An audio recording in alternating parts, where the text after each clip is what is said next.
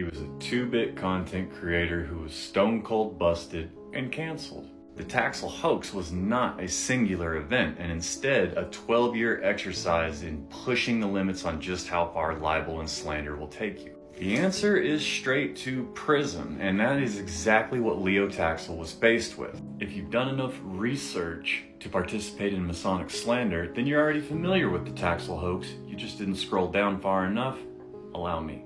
Believe it or not, in efforts to rectify a previous libel situation with the Catholic Church that he had done by pretending to murder someone, these fabrications landed him in very hot water. And with no more content to pull from, he looked to recent events and just straight out plagiarism. Hot on the back of the William Morgan affair, he chose America as the battleground for this fabrication, going so far as to label specific cities, specific buildings, and specific people, fabricated people, including women. One of these people, Diana Vaughn, was deeply interwoven with this fabrication, and over the course of years, a series of letters and undercover events, including Diana Vaughn, would be released and eventually published in a Parisian newspaper. This led to a boon of controversy and popularity around Leo Taxil.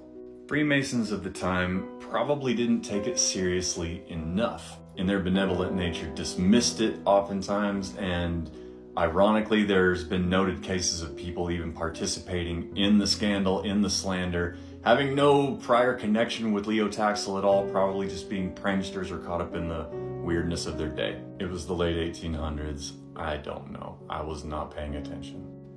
So he ramped it up a notch. And in that ramping, caught the attention of actual bishops and cardinals that started traveling to America demanding to investigate this lodge. The Freemasons of that era actually had several Catholic members, including a bishop, it is rumored, that called this out as the absolute BS that it was. This was catching up with Leo Taxil very quickly. In Paris, the nuns had had enough and demanded that Taxil produce Diana Vaughn or else. So he held a press conference that would later be known as his confession, and instead of producing Diana Vaughn, produced the typewriter that she supposedly wrote these articles on, and started off his confession by auctioning off the typewriter.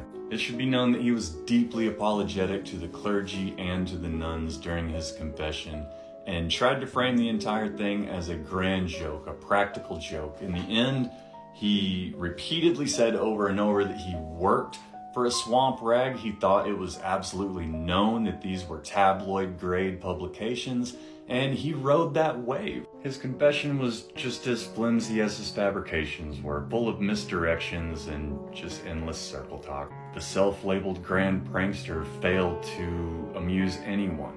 His last offer of fealty was to convert to Catholicism yet again, for realsies this time.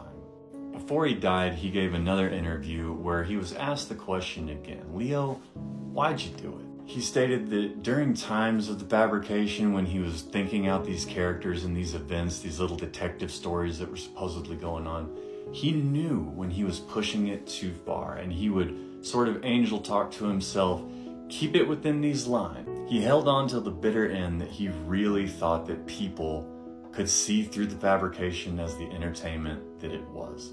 Taxil's hoax would go on to inspire generations of conspiracy theorists, and it seems that even though 100+ years later, there is no end in sight.